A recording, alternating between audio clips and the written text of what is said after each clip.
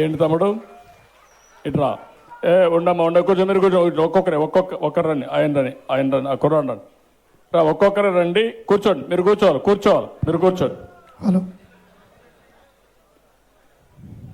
చెప్పండి చెప్పాను మైక్ తీసుకొని చెప్పండి.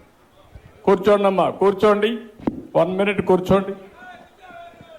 నేను ఎప్పుడూ అనుకోలేదండి ముఖ్యమంత్రి గారితో ఇలా నేరుగా మాట్లాడతానని, నా సమస్య చెప్పుకుంటానని ఎప్పుడు అనుకోలేదు. సార్ చెప్పారు ఈ 5 ఏళ్లుగా నవ్వుతున్న మొహాలు ఎప్పుడు చూడలేదని చెప్పారు. కానీ నేను చూశాను సార్, నవ్వుతున్న మొహాలు నేను చూశాను. ఎక్కడంటే మన పాస్బుక్ల పైన జగన్ గారు నవ్వుతుండే చూశా. ఆయన పలకలు వేసుకున్నారు కదా రోడ్ల పైన, వాటిపైన ఆయన నవ్వుతుండే చూశా. శవాల దగ్గరికి వెళ్ళి నవ్వుతాడు కదా, అది చూశా నేను. ఆ నవ్వు మొహాలు నేను ఖచ్చితంగా చూశాను సార్. మిగతా వాళ్ళు నిజంగానే నేను ఇప్పుడు చూస్తున్నా ఇక్కడ.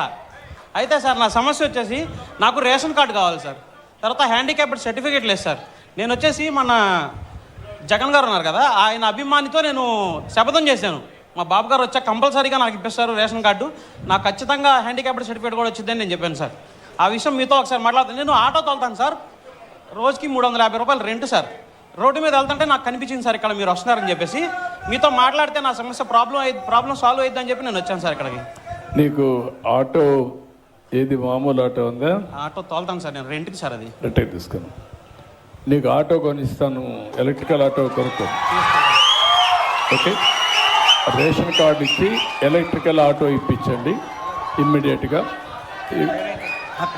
ఆ పేరు రాసుకొని ఇప్పించండి. నేను ఇప్పిస్తాను, నువ్వు నీ కుటుంబాన్ని చూసుకొని జాగ్రత్తగా. ఓకే అమ్మ. 9381887514.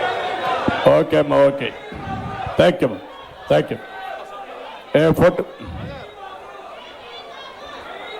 Thank you.